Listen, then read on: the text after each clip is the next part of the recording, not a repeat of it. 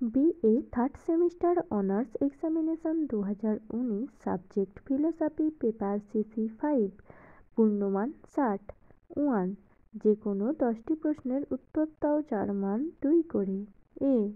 মানব জীবনের পুরুষার্থগুলি কি কি? বি. বৈদিক সাহিত্যে বিভিন্ন প্রকার ঋণ কি কি? সি. ভারতীয় নীতিশাস্ত্রে চতুর্বর্গ কি? ডি. ঋষি ঋণ কিভাবে পরিশোধ করা যায়? ই. মনুষ্যযজ্ঞ কি? এফ. বৌদ্ধ দর্শনে নির্বাণ বলতে কি বোঝায়? জি. পুদ্গল কি? এইচ. বৌদ্ধ নীতিতত্ত্বে সম্যক আজীবের অর্থ কি? আই. যোগ দর্শনে অষ্টাঙ্গযোগের বিভিন্ন অঙ্গগুলি কি কি? জে. জৈন নীতিতত্ত্বের সম্যক চরিত্র কাকে বলে? কে. বৌদ্ধ দর্শনে ব্রহ্মবিহার কি? এল. গীতায় যোগ শব্দের অর্থ কি? এম. জৈন দর্শনে আশ্রব বলতে কি বোঝানো হয়? এন.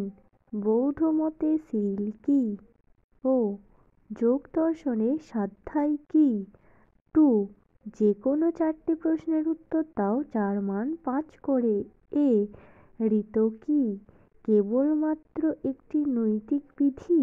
আলোচনা করো। বি. 4 ভাগ স্বীকৃত পুরুষার্থগুলি ব্যাখ্যা করো। সি. গীতা অনুসরণে স্থিতপ্রজ্ঞের বৈশিষ্ট্যগুলি উল্লেখ করো। ডি. জৈন ত্রিরত্ন তত্ত্ব ব্যাখ্যা করো। ই. বৌদ্ধ দর্শনে অহিংসা স্বরূপ বিবৃত করো। এফ. যোগ দর্শন স্বীকৃত পঞ্চবিধ যম ব্যাখ্যা করো। 3. যে কোনো 2টি প্রশ্নের উত্তর দাও যার মান 10 করে। এ. পুরুষার্থ কি? অর্থ ও কামকে কেন পুরুষার্থ রূপে গণ্য করা হয়? বি. সকাম ও নিষ্কাম কর্মের মধ্যে পার্থক্য করো।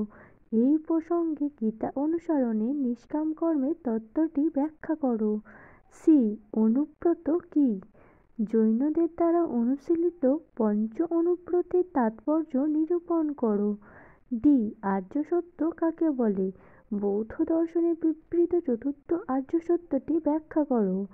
যদি তোমাদের আরও অন্য কোনো সেমিস্টারের কোয়েশ্চেন পেপার দরকার হয় তাহলে আমাদের কমেন্টের মাধ্যমে জানাতে পারো। ধন্যবাদ সবাইকে। Junior education.